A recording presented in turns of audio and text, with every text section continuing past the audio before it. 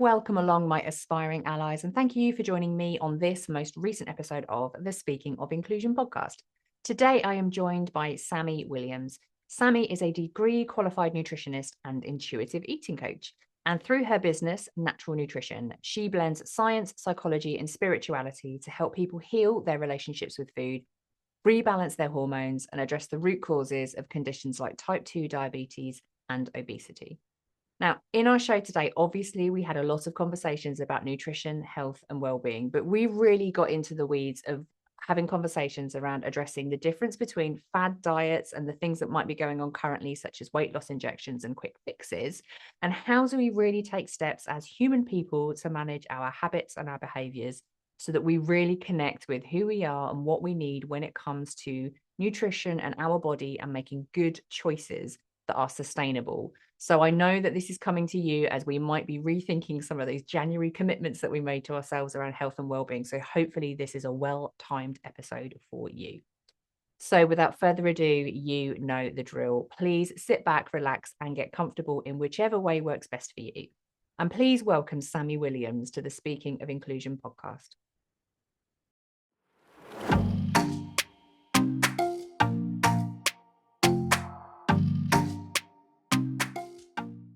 Well. Yeah. Well, Sammy, great to have you along. To be having this conversation. I keep reflecting back on the conversation that we had originally, and I was like, oh, when I was looking at my diary on Friday, I was thinking, oh yeah, this is going to be a lovely way to start the week off. Yeah. Really looking forward to this conversation. And what I was thinking, it might be a nice way if we can kind of kick off is kind of setting the scene and talking about what it is that you do currently, and then looping back a bit to kind of track your journey into how you found your way there. Because what I'm noticing across all of my guests now is like, there's always a reason. There's a reason that, you know, we end up where we end up. And it's really nice to just see unpicking the journey of how people find the thing that is the thing that lights their fire. And I'm really curious to kind of replay that journey for listeners and viewers for you, if that works for you. Yeah, sure. Yeah, cool. So talk us a little bit through then. It's like, who is Sammy Williams now? What do you do now? Okay, so now I do a lot of things. I think I've realized that I just really like variety in my life. And I don't want to like pigeonhole myself as one thing, I guess. That's sort of something that's come through for me recently. But you know, health has always been a huge part of my life in many different ways. I started, you know, off as a swimmer and triathlete when I was younger. And you know, my sort of journey, which I'll probably talk about in a minute, has brought me to a place now where I help other people to find a really healthy balance in their lives. Excuse me, whether that's through like nutrition, but also psychology around food and their relationship with food as well as I do other practices like I teach yoga, I do energy work and sound healing as well. So, you know, I bring like all of these elements into what I do now. I would say I'm sort of a holistic nutritionist because I don't just look at nutrition, I look at the whole person, and all of their kind of contributing factors to the way that they're living their lives now when I meet them. And I help them to then embed like new behaviors and new habits to serve them for life. Like I'm very much about wanting people to have and make sustainable change because, you know, the quick fix industry around food is really sort of huge and it doesn't work, you know. Yeah. I mean, we're seeing that right now with the jabs, you know, with the weight loss jabs. And I think people are realizing that number one, there's lots of side effects, and you know, not everybody is going to have them, but most people do have something. You know, secondly, it's a silver bullet quick fix that doesn't teach you how to live a healthy life for the rest of your life. And you know, the risk of weight regain is really quite real. And the weight regain is often much worse than was at the beginning. So, because of the way that the body's metabolism adjusts when it's in a period of restriction. So, yeah, so I help people to make this sort of sustained change so that they can live a healthy life for the rest of their lives, not just for that period that we're working together. I want to teach them as much as I can And I used to be a science teacher before I became a nutritionist. So education is very much part of who I am as well. And I Nice. believe that that empowers people to make choices for themselves, and that's one of the most important parts of what I do.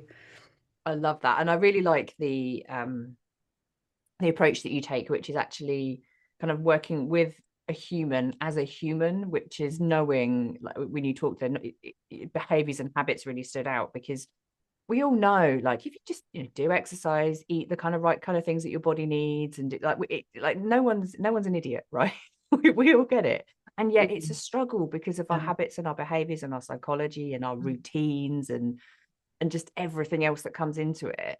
And I include myself firmly in that camp as well. Like we all just have stuff, don't we, going on? And if it was just as easy as just do the thing, Yeah.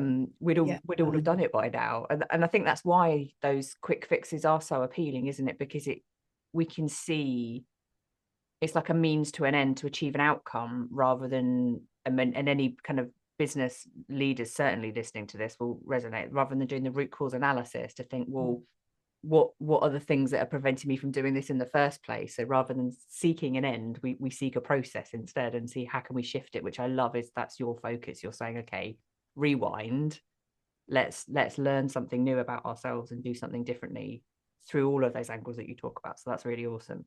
Yeah, absolutely. I think the root cause thing that you mentioned is really important, and that's what none of the sort of diet industry things, products, whatever you want to call it, actually do. They don't, and medication as well. It doesn't tackle the root cause of why somebody is living with a particular health condition or lifestyle or whatever it is, and that's for me the most important part is like what is causing you to have these health issues and use that as the focus for change, not just managing symptoms. I mean, there is an element of symptom management as well, which obviously you have to do in the beginning, but with the change at the root, and that's where Yeah, people can actually really change their lives. yeah, absolutely. But we could probably argue, couldn't we, that part of that is by design. Certainly the diet industry side of things, like people are making cash, right? Yeah, Like absolutely. it's an industry. Yeah, there for is there is sure. money to be made, and essentially preying on people who are struggling, who have other challenges or things that they do need that help to, whether it's something psychological they need to kind of work out, or whether it's just something they don't understand about themselves or food or their lifestyle. Yeah. And it's rather than stopping and thinking how are we helping our human people, we're just like, yeah, give some cash and we'll Yeah. easy give you the result, and don't think about the bit in the middle, don't worry about that.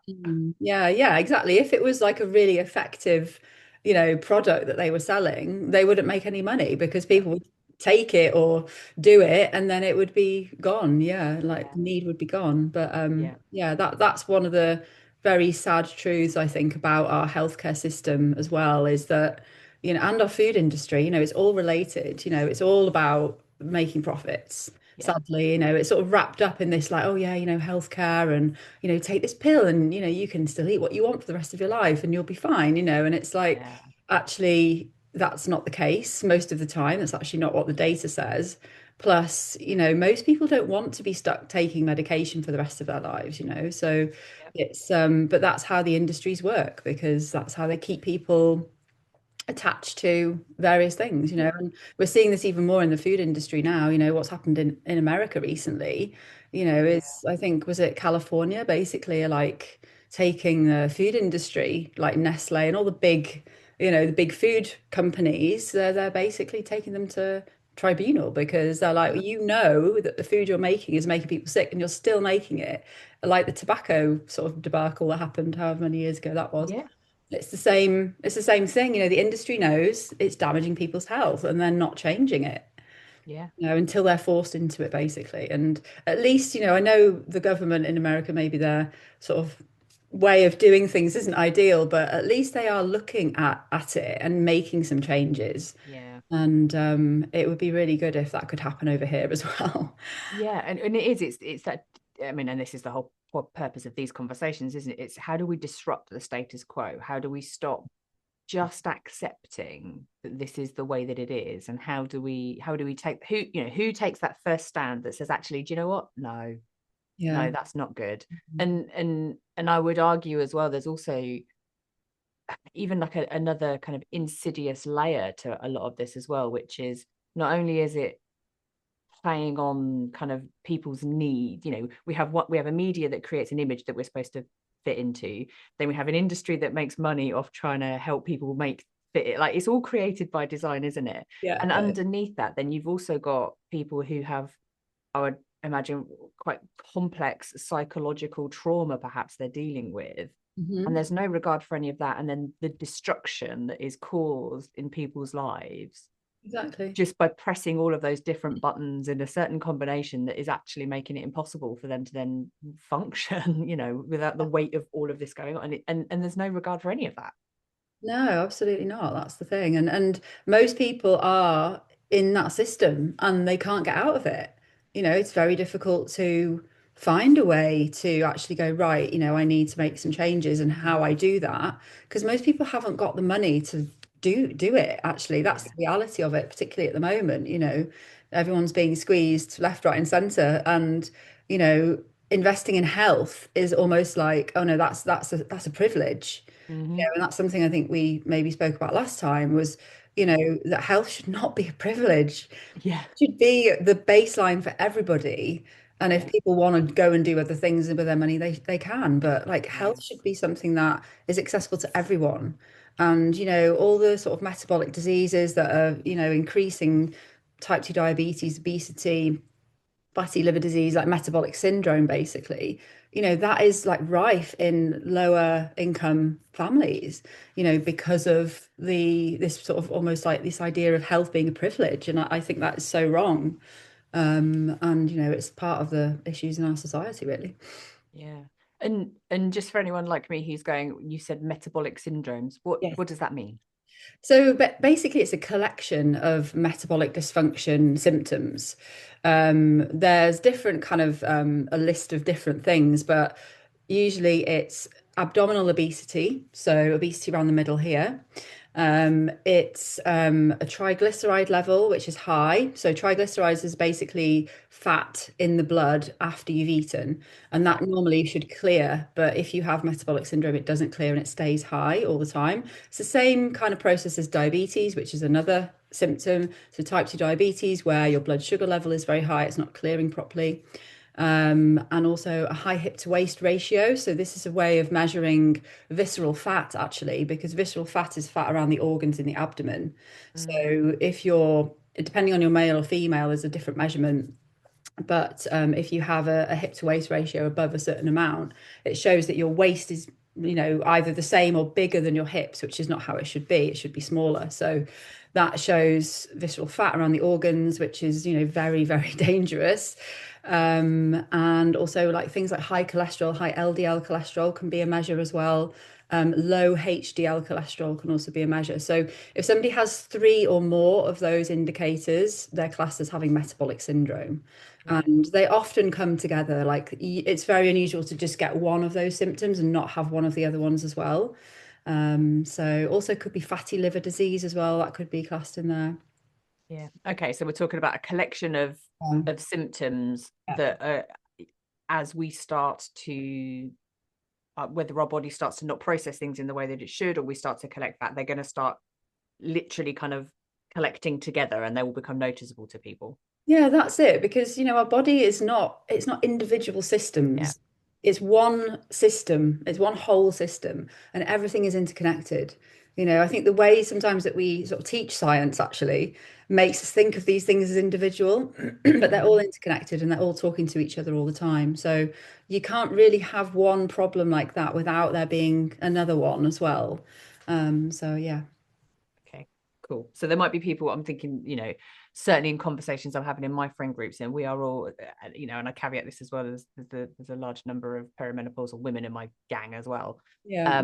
But we are all talking about these kind of different things that it is, it's harder to lose weight, it's harder to stay feeling energized. It's, there are conversations around actually, pre-diabetes where we're all kind of like, is this a thing? Because like we aren't diabetic yet, but we're on the risk. So it's a pre-thing. Like all of these conversations are happening, and everyone's getting a bit twitchy, about what Yeah. does it all mean?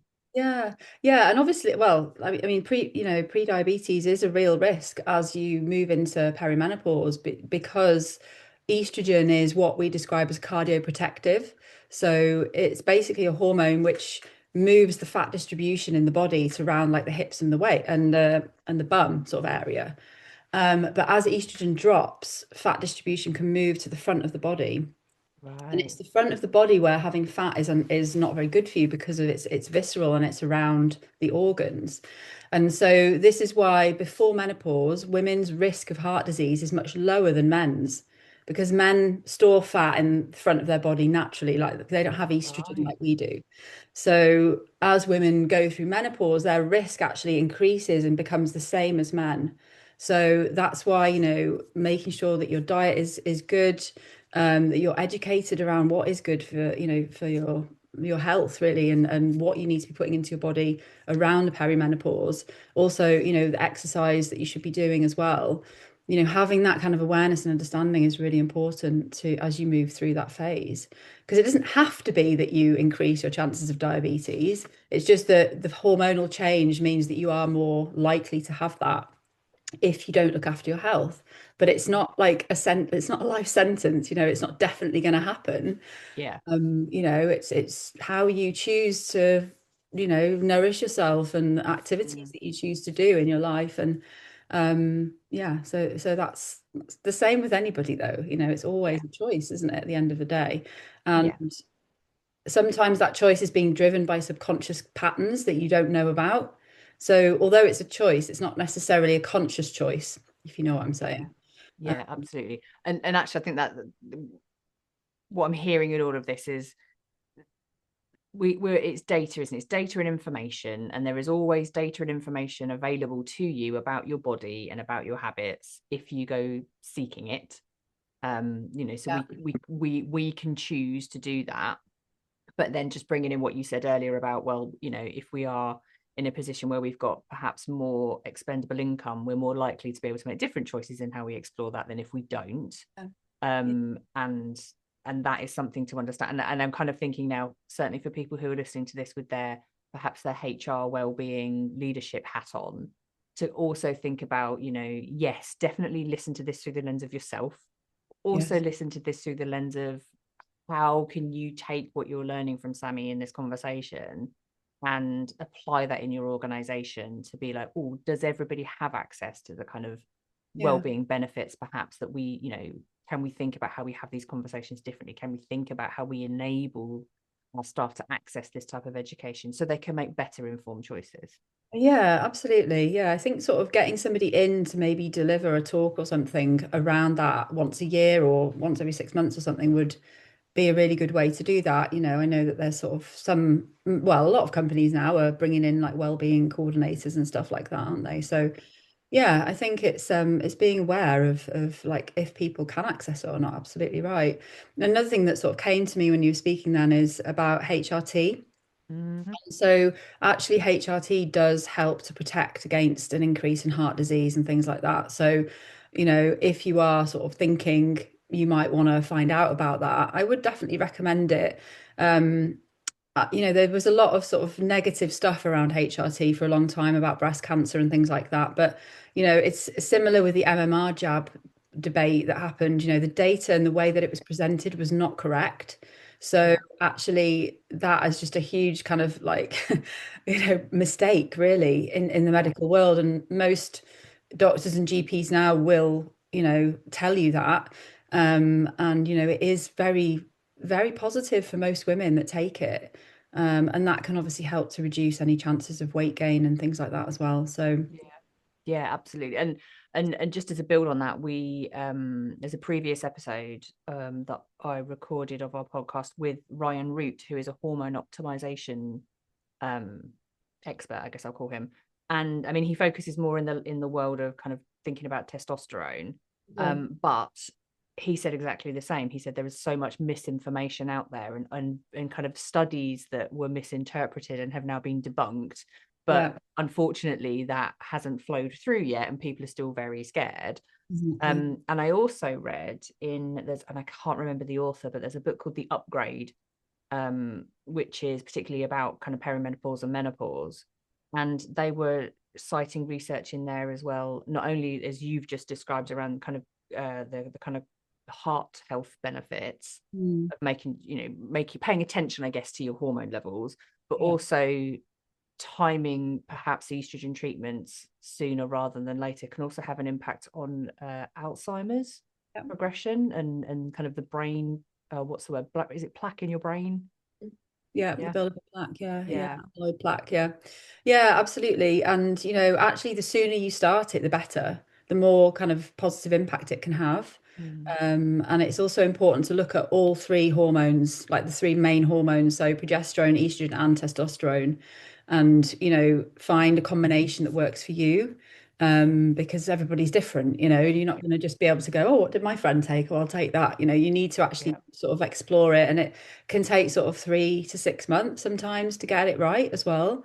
But I've also read a book recently, and it says these stories of women, and they just like it completely changed my life in a positive way. yeah, And I think even for myself, I was sort of originally thinking, oh, I'd quite like to go through it naturally, and it's a natural process and stuff. But after like reading about it, I've actually decided that I think I would take HRT. hmm It's there to benefit women, and it really does benefit women as well. So yeah. yeah. And not to labor the point too much, but as a personal, purely anecdotal addition to this, Mhm. um, I am on HRT, and I can absolutely attest to the benefit that, again, for me personally, and I fully respect anyone's choices to use or not use. And you're right, it does take time to get it right. Yeah. But knowing how I think psychologically unwell I became, like I've never known anything like it. Honestly, my mood and energy, and I went to some really dark places. It was a real struggle, and Yeah. you wonder what the hell is wrong with you. And I swear my estrogen gel saved my life. Wow. Absolutely, because I feel like myself again, Yeah, and that's better probably. And it's just the weirdest. Like you don't, it's not you, and you do literally feel like you're crazy. yeah. Um and you can't explain it, and it's bizarre. So I kind of, for me, that, and also from an access perspective, I think I should probably take you along with me to my GP, because it took me a long time to get Really them to understand, interesting. because I went with my list of symptoms, and the response was, you're too young. Yeah, but that's yeah. And I know on one of my particularly snippy days, I did say, "Oh, do you know what? That completely explains it, because everybody at school started their period on the same day as well. So totally, that must be the point." Yeah. And it was, I was in a bit of I was in being an arsehole that day. Yeah, but sometimes you've got to say these things, I haven't you? know, but that's what I was thinking. Yeah. But it really did make a difference. And actually, they would much rather, they tried to put me on antidepressants first rather Oh, than put me on such a HRT. common And story. yeah, so I think, for as a bit of a side quest, Yeah, advocate for your needs. Don't be scared to have conversations. And if you don't get a proper conversation with your GP, have a conversation with another GP, yeah, or exactly. and just any other clinician or nurse, just to Yeah. make sure it's a proper conversation and not just being pushed around. Yeah, absolutely. And the other thing I would say is it's not a replacement for like lifestyle and dietary Yeah, changes yeah. as Let's get back well. to that. Because I've actually have a sort of a digital guide about thriving in perimenopause, and it's got some like nutrition advice and just general information about it. And you know, actually you can do a lot of things to really help yourself in that phase. And I really want to help women to kind of reframe that transition as like an upgrade, like you Yeah, said for that yeah. book. That book is It's brilliant. not this Yeah, kind of like thing to be, dreaded and feared, and like all this shame around it, which is very kind of, 1990, 1990s basically. yeah, It's actually a real amazing transformation that we go through. And, in sort of, old fashioned times, we would actually be celebrated as like the wise women in our communities. And, yeah. because of the way our society is, it's kind of flipped that around to make us seem this like weak and, not, don't know what we're doing, and we're all over the place and hot flushes and all these things to be really like ashamed of. And, actually we can use that transformation to embed new habits and behaviors to give ourselves the best health for Mm. life. And, I've spoken to women that are kind of on the other side of it, and they're like, it's liberating. It's actually, quite a nice the sort of feeling afterwards, because you're just free from that whole, the cycle and the, bleeding and all the stuff that kind of comes with periods and everything. And yeah, and you stop wanting to people please as much, because estrogen is the like please like me hormone, you know. Yeah. Yeah. So you Yeah. stop, you don't have that as much. So you just like you Yeah. actually stand more in your power as a woman. You say what you think, you're not afraid about what other people think of you. Like all of those things are really something that we should be also aware of and celebrating as well. And it's a really good time to look at your health, change the things that are not serving you, whether it's the way you're eating, whether if you're using food to manage emotions, whether you're gaining weight and you don't want to, whatever it is, if you just want to clean your diet up, if you want to become vegetarian, whatever it is. And to do it, and also to look at your relationship with exercise and how you move your body and what feels good, and see it as an opportunity rather than a decline, which I think is what a lot of women see Yeah. it as. Yeah, absolutely. And actually, I think what you said there that kind of really stood out to me is, and I think this goes for people of any gender, doesn't it? That like as we age, we do, our bodies just they do grow, they change, they like we have life stages for everyone, and we actually have to think about, like you say, how do we fuel ourselves for that? How do we exercise for that? What do we need more of? What do we need less of? And just because what worked for us in our 20s won't be the same in our 30s, won't be the same in our 40s, and it will continue to shift Yeah, with kind of, I guess, coming back to all those things, with the way that our metabolism works, with the way that our hormones work, like, and that's a thing for every human, right? It's just a absolutely. thing. Yeah, it's for men as well. It's not Yeah. just women. Yeah. We Yeah. we all go through hormonal changes as we age. And it's just slightly different for men than it is for women, but we still go Yeah. through it. It's called andropause for men, when testosterone like reduces. Yeah, and it can be an opportunity, definitely. Yeah. And I think, coming back to your original point, then really this is it. Knowledge is key. It's just knowing and understanding this so that you don't stay in, if you have a particular routine, you stay in that routine and then you wonder, well, why am I gaining weight and nothing's happening? Because before I would, I'd eat a packet of crisps and I'd just Yeah. work out a bit harder, or I'd stop eating a pack of crisps and it change again. Yeah. Whereas it doesn't stay that way. And I'm sure there'll be people scratching their heads going, I used to just drop weight really quickly and now I can't. And it's like, yeah, Absolutely. your body's Yeah. different. Yeah, exactly. And I think that's where the whole kind of narrative of the diet industry comes in, which is, eat less, exercise more. And that's kind of what has been sort of, programmed into us from a young Yeah. age, particularly if you're sort of our age in your 40s now, that's kind of how it goes, sort of thing. Yeah. And it's yeah, but actually that advice, yeah, it might work in your 20s and 30s, but as you get older, you need to actually like flip that on the head and do the opposite of that, really. You need to probably eat more, but more of the right foods, and Mm. actually move in a less intense way. I know that that's for me, for my body, that's what I've had to do. Mm. I used to sort of, do so much sport and hit workouts and running and all these things. And, I've had to really like change that to, going out for longer walks and doing more yoga. And I still, lift weights and things, but maybe like once or twice a week. I'm not like beasting myself like I used to, because my body was okay with that when I was younger. But now, it just goes, no, Well, that's now not what I injuries are a need. real thing, aren't they? Yeah, and I eat differently as well. I actually eat more meat now than I used to, because I was sort of vegan for a long time. But I actually realized my body's like asking for it. Not Yeah. loads of it, but sometimes, if my body asks for it, I'll have it. Yeah. So, Yeah. yeah. And to kind of put this into, because I know when we had our kind of alignment conversation about this, you gave some really great examples of ways in which um our diet and our kind of our lifestyle choices can be manifesting that we maybe don't um notice. We just take it as, oh, that's just how I am. We don't stop and challenge, like, well, do I have to be like that? And you said around that kind of like that 3 p.m. mid-afternoon slump when you're sat at your desk and your eyes get a little bit sleepy, Yeah. and we had that conversation about, actually, it doesn't have to be that way. So help us understand some of the ways in which people might be managing things that actually a slight tweak to their diet or their lifestyle could actually really help them. Yeah, so I mean, one of the biggest things is like, what is your morning routine? And also your sleep routine as well, because, if you're feeling sleepy in the afternoon, that could be for multiple reasons, but what you're doing in the morning first thing does make a difference, particularly in terms of what you're putting into your body. A lot of people will start the day with a some sort of drink that's got sugar in it, whether it's, a latte with vanilla syrup or whatever it is.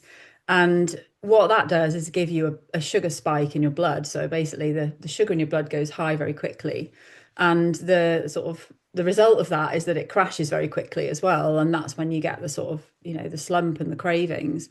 Mm. So rather than starting your day like that, I would suggest starting your day with a nourishing breakfast, whether it's something like, scrambled eggs or, some sort of high protein, healthy fats and, fiber as well. Not necessarily just carbohydrate, because fiber is a type of carbohydrate, but something that's, whole grain, basically. So and I'm not talking about like bread that sort of says it's whole grain, like, something that's actually really quite good for you.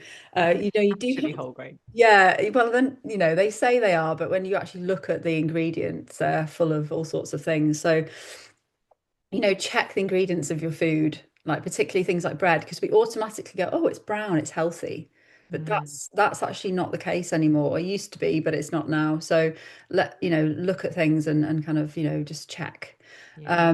So that's one thing you can do. And what you'll notice if you eat breakfast, it doesn't have to be super early in the morning. Like I know some people don't want to eat breakfast at 6 or 7 in the morning, and that's fine. And I'm one of them actually. But if you can take something with you to work, if you're going out to work, or keep something in the fridge like overnight oats, you can make it the night before. You can take that with you. You can add nuts and seeds and all sorts of fruit and things like that to it, and that's going to be a really nourishing breakfast for you to start the day. And that will then, prevent a crash because, when you're having healthy fats and protein and things like that, it slows down the absorption of sugar into the blood. And so that means that you're less likely to get the spike and then the crash afterwards. Moving your body as well. I know you've got like a stand-up desk there, haven't you? And something like that, if you are working from home, excuse me, is really useful. Or just making sure you go out for a walk as well at lunchtime.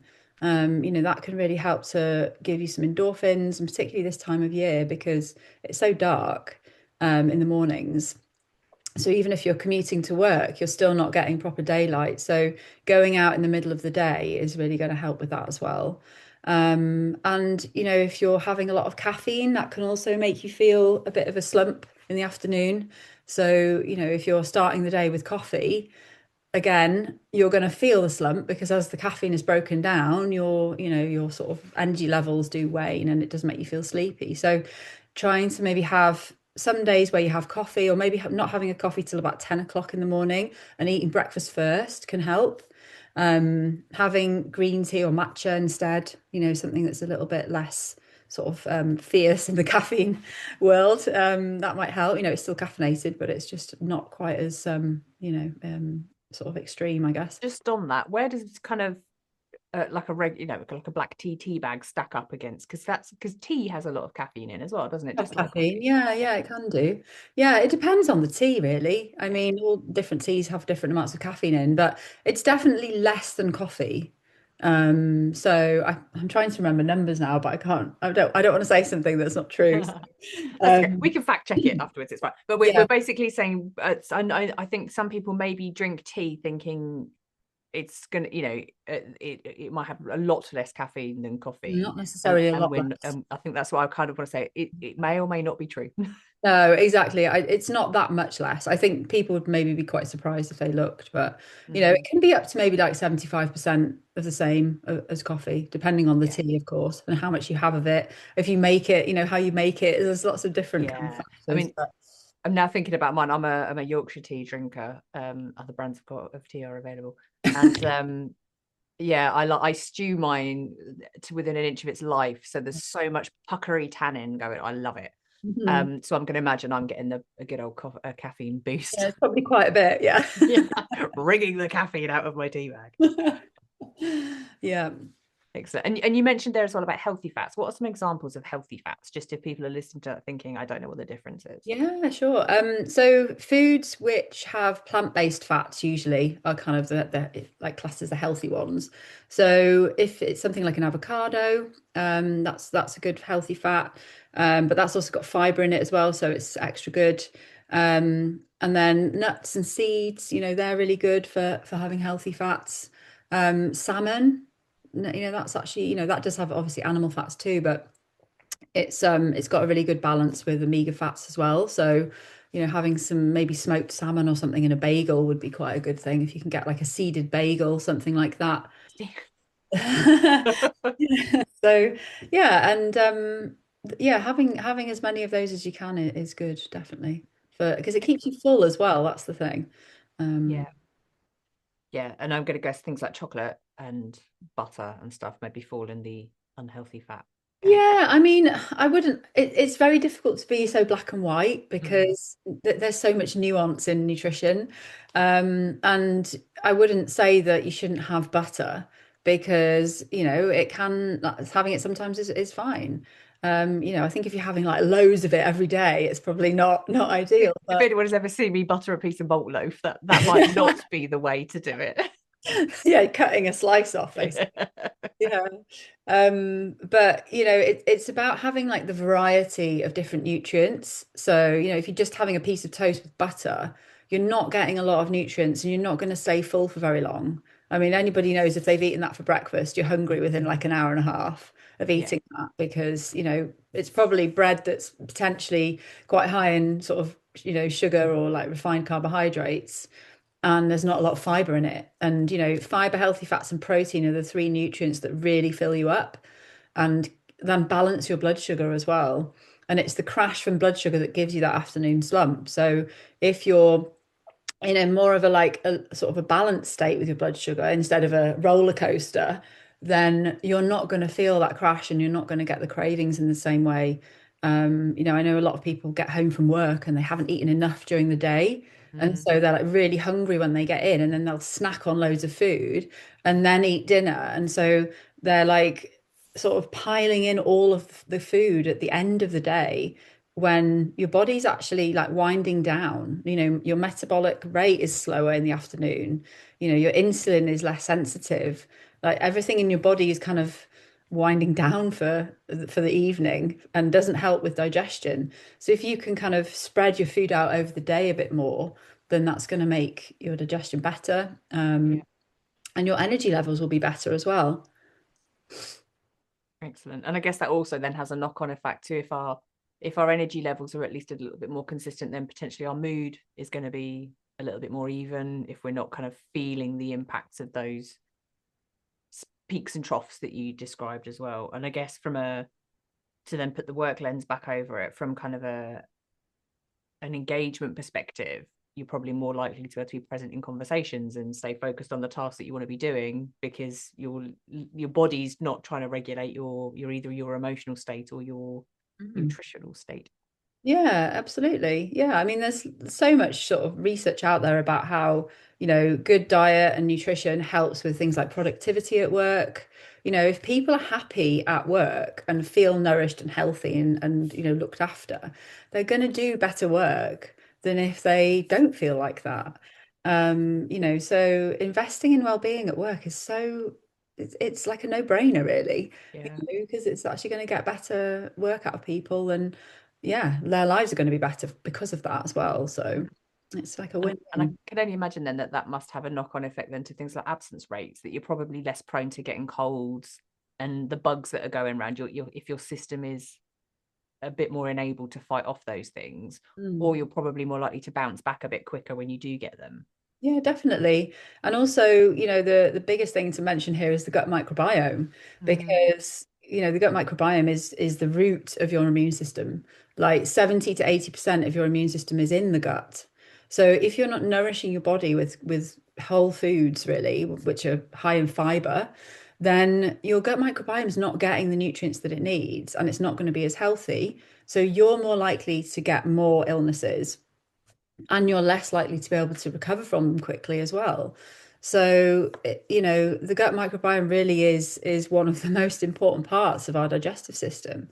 And the only way to nourish that is to give it lots of fiber, but a variety of fibers. So fiber comes from plants basically, and whole grains. So and things like nuts and seeds.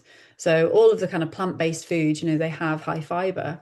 So getting a variety of those, the recommendation is 30 different plants a week. And I know that sounds like a lot, but in the plant sort of category, you can also include spices and herbs as well. So, if you're making something like, if you're having like a veggie evening and you're making a veggie chili, you can have beans and, lots of spices and things like that in there and some vegetables and onion and, peppers and all that stuff. And you can easily get maybe 10 in one meal. So actually 30 a week is not that difficult Yeah. if you know what to eat and if you know how to kind of implement that into your diet. So yeah. Nice. Excellent.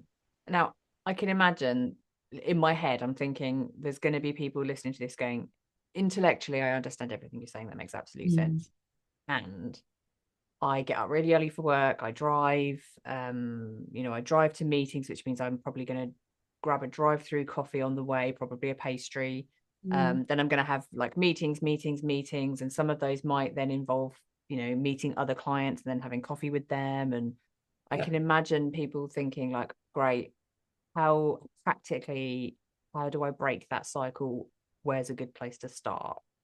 What would you suggest people think about as a way of interrupting maybe some of the behavioral patterns they've found themselves in with the limitations of their day?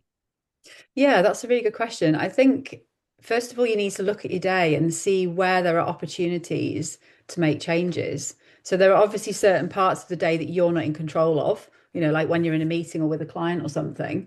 But there are parts of the day where you are more in control of that. So what can you do in those little windows that is going to make your health better? Because I think the other thing to remember here is that yes, work is really important, but there's nothing more important than your health.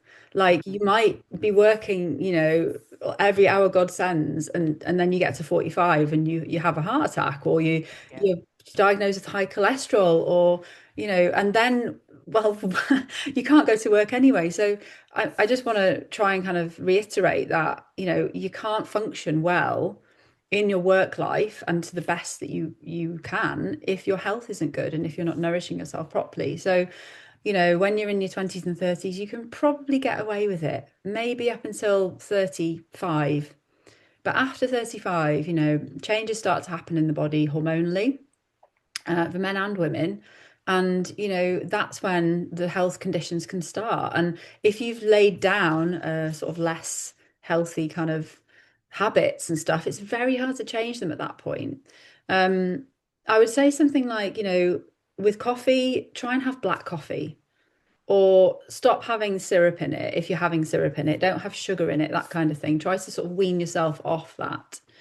Um, and in terms of food, plan a little bit.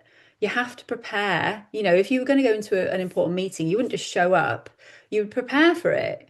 And health is like an important meeting you have with your body every day. So prepare for it.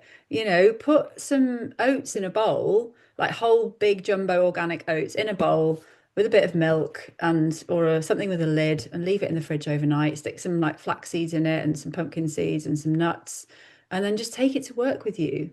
Eat it, go 10 minutes earlier so you can eat it, or get up 10 minutes earlier. 10 minutes is not going to make a big difference to your life. So, you know, I know it's hard because I've been there, but there are things you can do, and it just takes a little bit of preparation. And you can half an hour in the evening before you go to bed is, the key time really to prepare your food for the next day.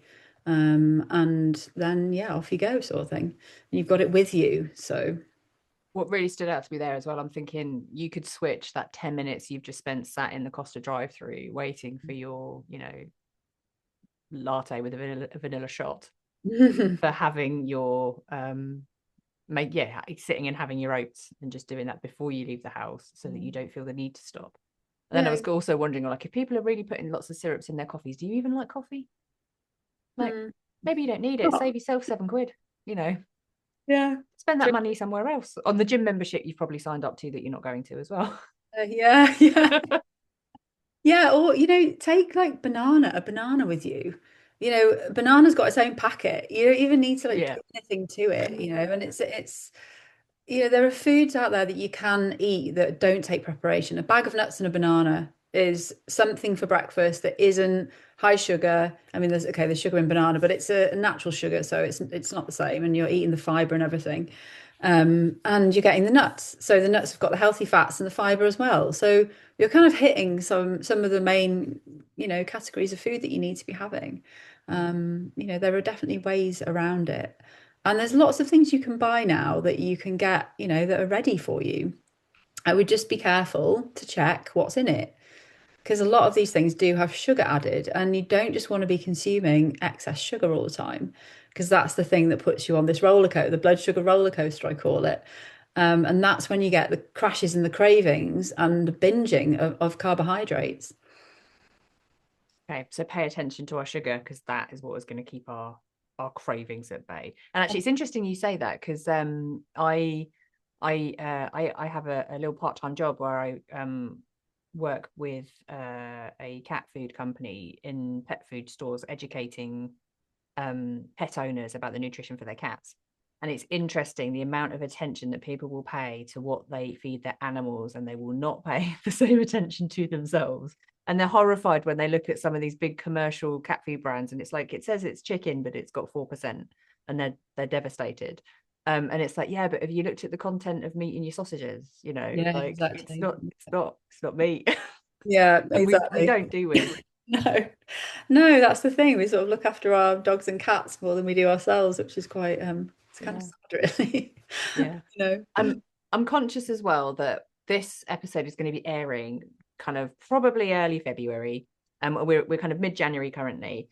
And I foresee that people will have started the year with gusto, and they'll be like, right, Christmas is out the way. We've finished off the last of the quality street. We're going to make some changes. And this is going to be hitting their little eardrums around about the time when it's getting really hard.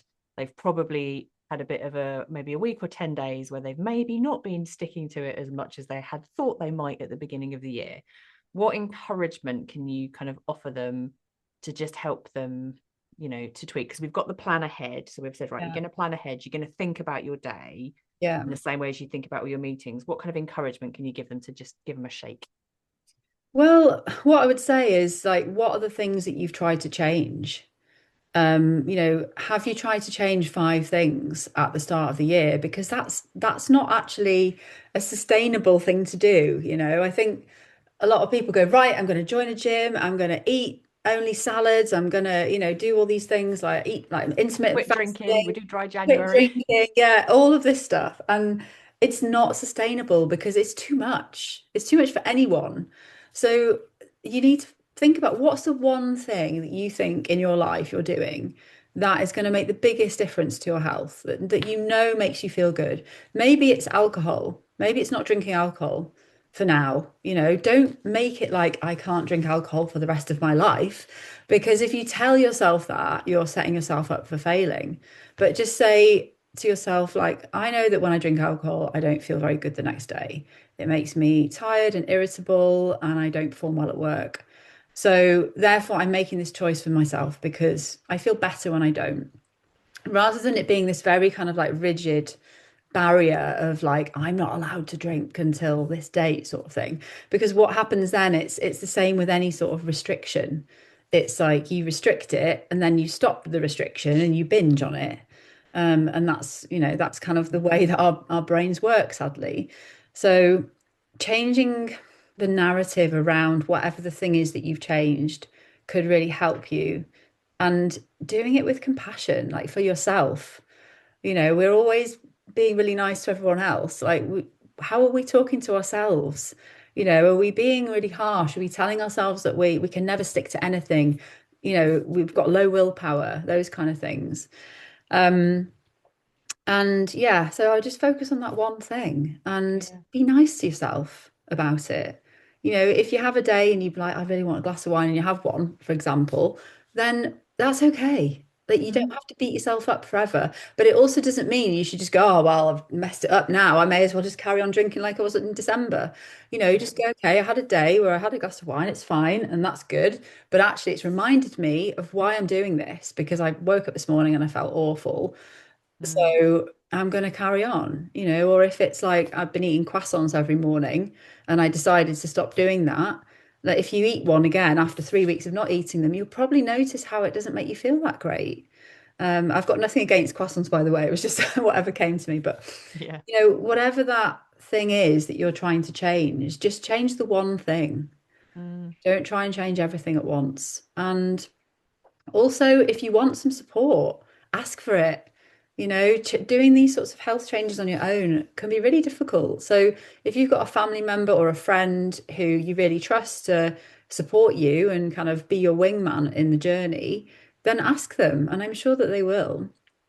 Or find professional support with somebody like me if you want, someone to tell you what to eat and when to eat it, and you want like a more structured plan, and help to kind of understand your psychology around eating, then get somebody, a professional to help you as well if you can afford it. Yeah.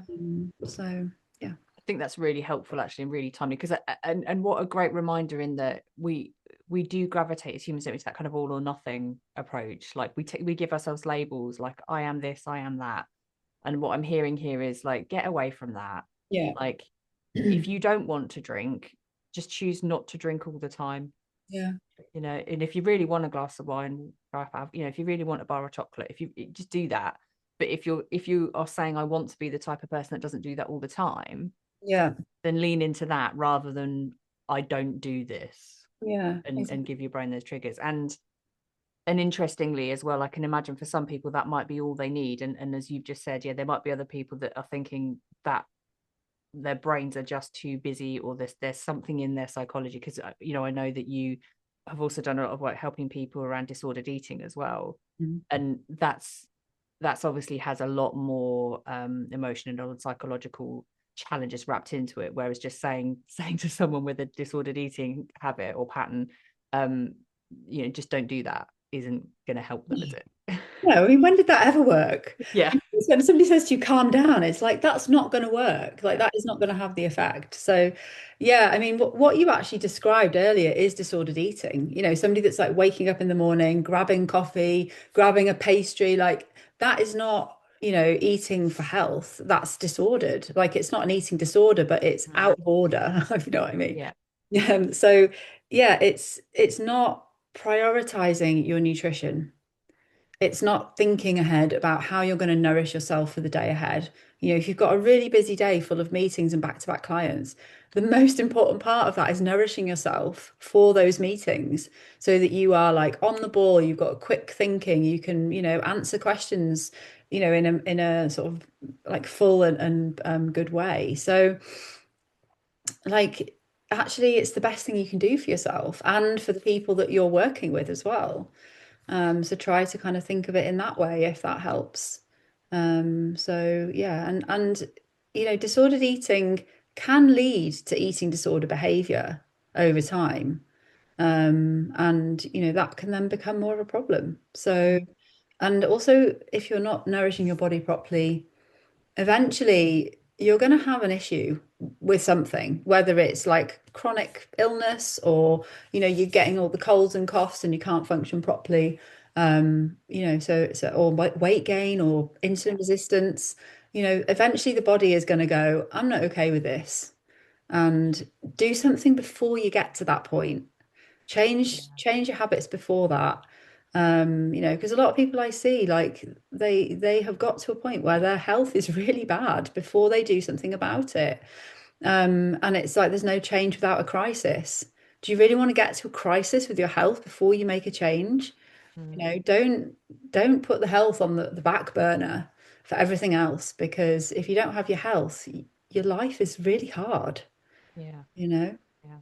It's like your car, isn't it? essentially. Like, you know, you wouldn't just think like, oh, I know my car needs petrol, but I'm just not going to bother and hope for the best. Exactly. Like, let's see if I can get to work tomorrow with no petrol. Like, we all know at some point it's going to run out. Yeah, exactly. It's going to run out, and the engine gets messed up as well if you Yeah. completely run out of petrol. So it's the same with the body, you know, and it's Yeah. even more complex with our bodies because Well, quite, yeah. way more things can go wrong, really. And more significant, quite frankly. We don't want people conking out. No, That's our plan. Is people should not you should not get to 45 and have a heart attack before you realize maybe my heart's exactly. important. Yeah, I should have done something about it. Yeah. Yeah. No, don't wait till it gets so bad that you're forced to change. Do the change before then. You know, prevention is better than a cure. I mean, that is definitely a true phrase. You know, it's a cliche for a reason. Yeah. Yeah. Oh, Sammy Williams, thank you so much for having this chat. Now, I'm going to ask my question that I always ask everybody. Is there anything that you came to say that you have not had an opportunity to say? Oh God, I don't think so. I guess one thing is, you know, we all have the capacity for healing ourselves.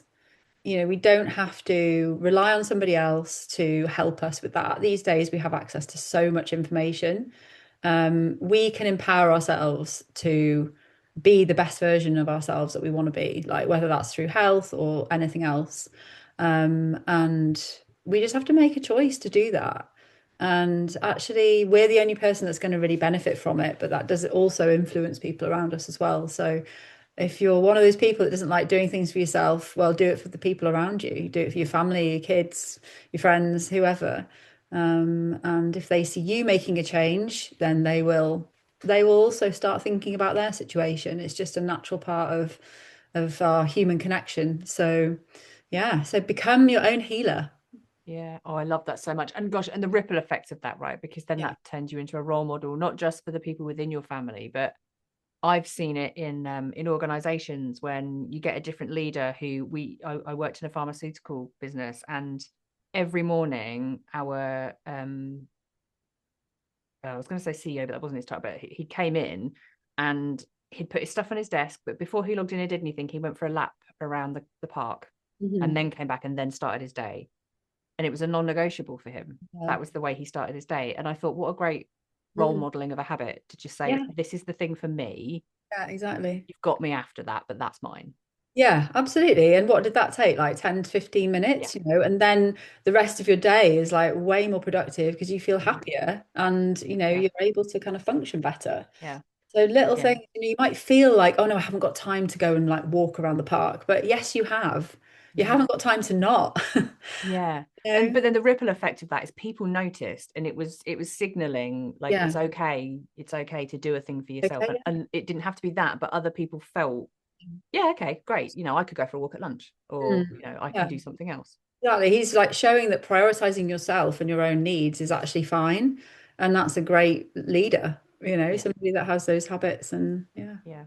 And is unashamed and unafraid to put emphasis on their significance. And I think that's your message also, isn't it? Which is like, make good choice, plan ahead, make good choices. Yeah. Yeah, Yeah. exactly. It's your Yeah. Thank you. responsibility. You know, nobody else is responsible for your health except you. So take that responsibility and use it in the best way you can. Perfect. Sammy Williams, how can people get in touch with you? Because I can imagine there'll be people who listen to this thinking, I would just love to have a chat because I've got a insert thing that they want to talk about. And I can imagine there'll be some follow-up from this. So how can people find you if they want to have a conversation with you? Yeah, so my website is www.naturalnut.co.uk. So my business is natural nutrition, but I changed it to natural nut because I thought it makes people remember it better. That's hilarious. Um, and yeah, I'm on Instagram at natural.nut underscore.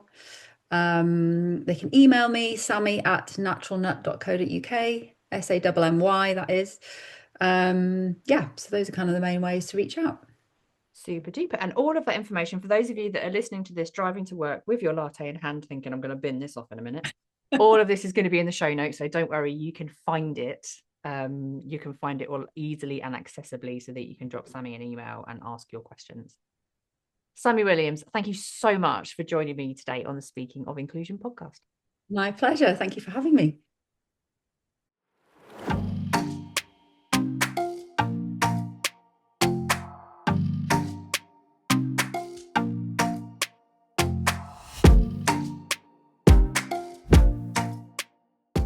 sort Mm. of, do it like When that. you were saying about not drinking, because I haven't drunk for nearly 2 years now, and it's almost flipped the other way. That when I started, I was like, I just don't want to, I just can't.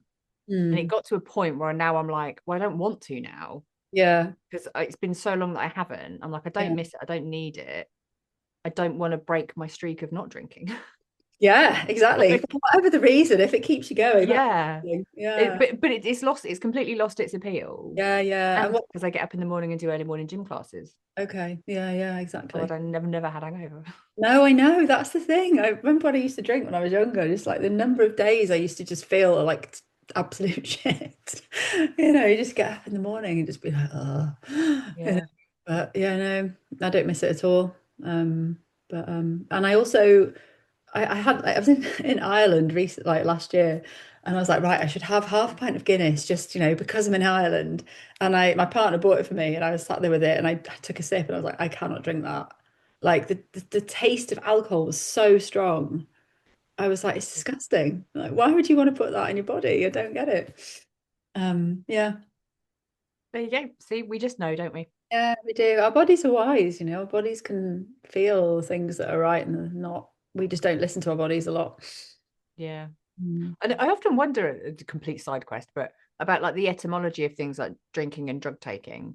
Um, because we know it stems back to like way back in history. Mm.